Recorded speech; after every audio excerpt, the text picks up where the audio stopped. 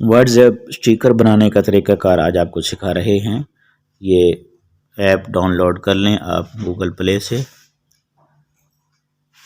और उसके बाद जो है आप पिक्सेल ऐप पर आएँ और पिक्सेल ऐप पर एक शेप ले लें और शेप लेकर इसका रंग थोड़ा तब्दील करके और इसकी गोलाई भी थोड़ी कर लें और इसके बाद जो है ना इसके ऊपर हम लिखाई करेंगे।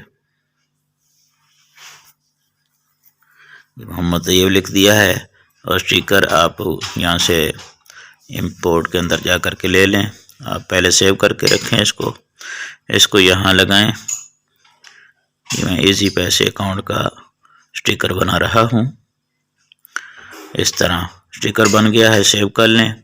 फिर आप उसी ऐप को खोलें जो हमने डाउनलोड की, यहाँ देख लें, इसको ऐड कर दें इसको और ये ऐड व्हाट्सएप